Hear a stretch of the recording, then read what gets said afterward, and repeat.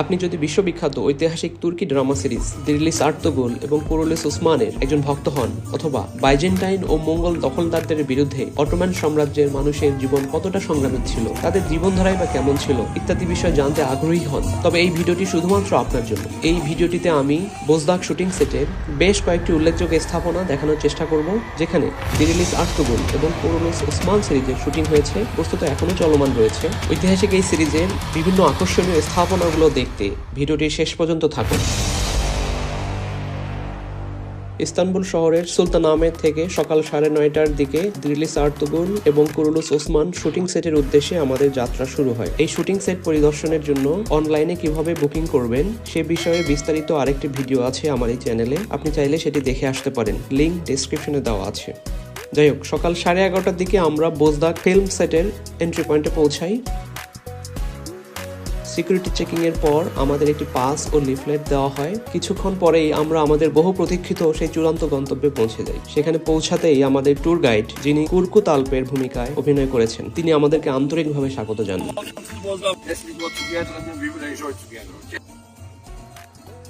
কিছু সময়ের রিফ্রেশমেন্ট বা বিরতির পর আমরা শুটিং সেট ঘুরে দেখা শুরু করি। আমার মনে হয় আপনারা ইতিমধ্যে অনুমান করতে পারছেন এটি কোন জায়গা। এটি হলো তুর্কিদের অন্যতম একটি প্রভাবশালী গোষ্ঠী, কাই গোষ্ঠীর বাসস্থান বা বসতি। আর্তুগুল ও ওসমান সিরিজে আমরা যে জায়গাগুলো দেখে অভ্যস্ত সেগুলো বাস্তবে দেখতে পাবো, সেটি ভাবতেই বেশ ভালো লাগছিল। আমরা কাইদের সর্দার ওসমান বের তাবু পরিদর্শন করি, যেখানে ওসমান বের সিংহাসন, পোশাক, তরবারি সহ অন্যান্য ব্যক্তিগত জিনিসপত্র সুন্দরভাবে প্রদর্শন করা আছে। অবশ্য এই তাঁবুটিই দিরিলিস আর্তুগুল সিরিজে আর্তুগুল বের তাঁবু হিসেবে দেখানো হয়েছিল। তাঁবুর ভিতরের ঘরে রয়েছে ওসমান বের অন্যান্য ব্যক্তিগত জিনিস এবং তার স্ত্রী বালা হাতুন ও মালহুন হাতুনের অলঙ্কারাদি। এরপরে আমরা কাই বসতির অন্যান্য জায়গাগুলো পরিদর্শন করতে থাকি। কাইদের তাঁবু, তাদের গৃহস্থালির নিত্য জিনিসপত্রাদি সহ চারিদিকে সত্যি অসাধারণ পরিবেশ আপনাকে শুধু সিরিজের দৃশ্যগুলোকেই মনে করিয়ে দেবে না, বরং প্রকৃতপক্ষে তৎকালীন সময়ে কাই গোষ্ঠীর সংগ্রামী জীবনকে আপনি অনুভব করতে পারবেন। আমরা সেই দরবেশ কুমডাল আবদাল, যিনি একটি পাগল প্রকৃতির লোক ছিলেন, তার তাঁবু পরিদর্শন করি। এই তাঁবুটি আহত যোদ্ধা এবং বসতির অন্যান্য লোকদের চিকিৎসার কাজে ব্যবহার করা হতো। সিরিজে আমরা যেমনটা দেখেছি, বসতিতে রয়েছে বিভিন্ন রকমের দোকান, যেখানে পাওয়া যায় ঐতিহ্যবাহী কাপড়, ম্যাট বা মাদুর, হরেক রকমের মশলা জাতীয় জিনিসপত্র।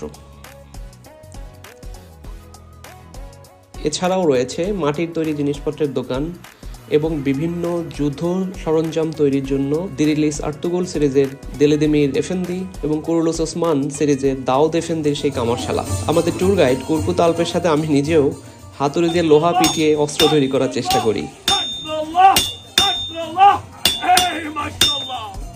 বোজদাক ফিল্ম কর্তৃপক্ষ শুটিং সেটে অটোমান ইতিহাসের সাথে সম্পর্কিত সমস্ত কিছু পুনর্নির্মাণের চেষ্টা করেছে, যা আর্তুগুল এবং ওসমান সিরিজে আমরা দেখতে পাই। সগুদ বাজার এগুলোর মধ্যে অন্যতম।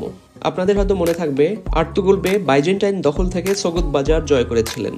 পরবর্তীতে মঙ্গলদের আক্রমণ ক্রমাগত বাড়তে থাকলে তৎকালীন মুসলিম সম্প্রদায়ের মানুষগণ সগুদ চলে আসেন এবং সেখানে বসবাস শুরু করেন। সগুদ ক্রমেই কাইদের শক্তিশালী জায়গায় পরিণত হয়। এই সগুতেই আর্তুগুল গাজীর পুত্র ওসমান গাজীর জন্ম হয়। আর্তুগুল গাজী এবং ওসমান বে উভয়েই সগুদ থেকে তাদের লড়াই চালিয়ে যান এবং সেই সময়ে অনেক বাইজেন্টাইন অঞ্চল জয়লাভ করেন। আমার মনে হয় সগুদ বাজার শুটিং সেটটি ঘুরে দেখলে আপনি সেই যুগের মানুষের জীবন অনুভব করতে পারবেন। অটোমান সাম্রাজ্যের প্রতিষ্ঠাতা ওসমান বে, পরবর্তীতে যিনি ওসমান গাজী নামে পরিচিতি পান, তিনি ছিলেন একজন অসাধারণ যোদ্ধা। তিনি বাইজেন্টাইনদের কাছ থেকে অনেক দুর্গ জয় করে নিয়েছিলেন। কুলুচাহিসার দুর্গ ওসমান কর্তৃক জয়কৃত দুর্গগুলির মধ্যে প্রথম দুর্গ। এই সব অসাধারণ সুন্দর দুর্গ জয় করতে ওসমান বের অনেক যোদ্ধাকে তাদের জীবন উৎসর্গ করতে হয়েছিল। এমনকি বাইজেন্টাইন শাসকরা বিভিন্ন সময়ে ওসমান সহ তার অনেক সহযোগী যোদ্ধাকে বন্দী করে নানাভাবে নির্মম নির্যাতন করেছিল। ওসমান বের প্রধান সহযোগী বোরান আল্পকে এই কুয়োতে বন্দী করে রাখা হয়েছিল। যাই হোক, ওসমান বে এই দুর্গ দখল করে সেখানে পরবর্তীতে বসবাস শুরু করেন। দুর্গের ভিতরে এই সুন্দর প্রাসাদটিতে ওসমান বে থাকতেন, যেখান থেকে তিনি নেতৃত্ব দিয়ে বাইজেন্টাইন অনেক অঞ্চল জয়লাভ করেন। এখানে ওসমান বে যুদ্ধের পোশাক, অস্ত্রসহ সিংহাসন রাখা রয়েছে। ওসমান বের এই প্রাসাদ ও কুলুচাহিসার দুর্গ পরিদর্শন করলে মনে হবে আপনি সেই অটোমান সাম্রাজ্য প্রতিষ্ঠার সংগ্রামী দিনগুলোরই অংশ।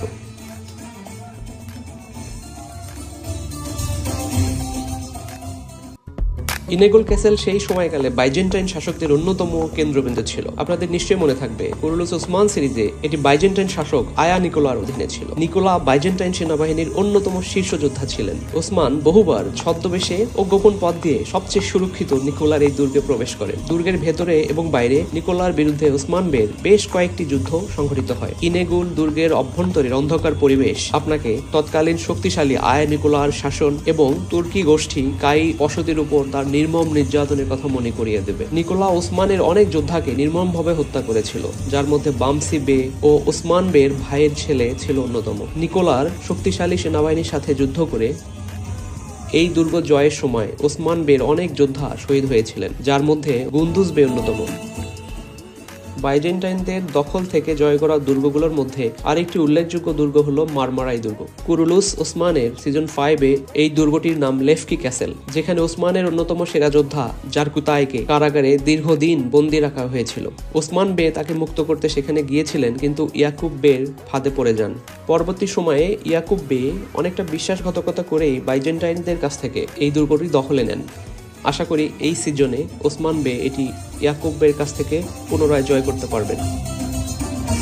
শুটিং সেটটিতে ঘুরে দেখার মতো অনেক জায়গা রয়েছে একটি সোভিনির শপ এবং রেস্টুরেন্ট। আমরা সবুজ রেস্টুরেন্টে আমাদের লাঞ্চ করেছিলাম, যা আমাদের ট্যুর প্যাকেজের অন্তর্ভুক্ত ছিল। খাবারগুলো সত্যিই অসাধারণ ছিল। রেস্টুরেন্ট সংলগ্ন সোভিনির শপে আপনি অনেক ট্র্যাডিশনাল পোশাক, সিরিজে দেখানো অন্যান্য ব্যবহার্য সামগ্রী কিনতে পারবেন। এখানে আরও রয়েছে অটোমানদের পতাকা, যোদ্ধাদের ব্যবহৃত বিভিন্ন যুদ্ধাস্ত্র যেমন কুরাল, আর্তুগুল গাজী ও ওসমান গাজীর তরবারি সহ নানা উপকরণ।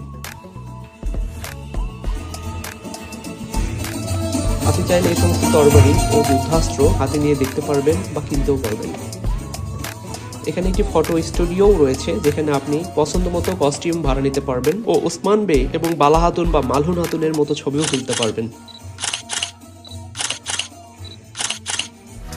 শুটিং সেটের দিনব্যাপী ভ্রমণের সবচেয়ে আকর্ষণীয় অংশ হলো সিরিজের অভিনেতা বা আলপদের করা লাইভ পারফরমেন্স শো। আমি নিশ্চিত যে প্রায় 1 ঘন্টার এই শোটি আপনার ট্যুরকে চিরস্মরণীয় করে রাখবে। যাই হোক, এই ভিডিও সংক্ষেপ করতে শোটি নিয়ে আমি আলাদা আরেকটি ডেডিকেটেড ভিডিও তৈরি করেছি, যার লিঙ্কও ডেসক্রিপশনে পেয়ে যাবেন। অবশ্যই সেটি দেখতে ভুলবেন না।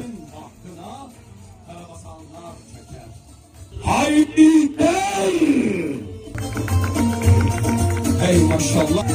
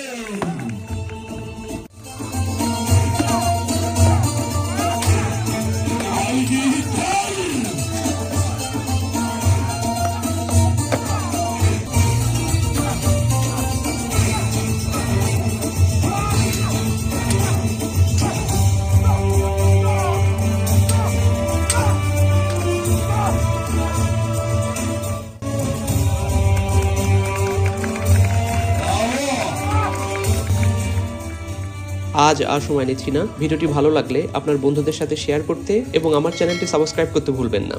কমেন্ট সেকশনে আপনাদের যে কোনো জিজ্ঞাসার উত্তর দিতে আমি সদা প্রস্তুত।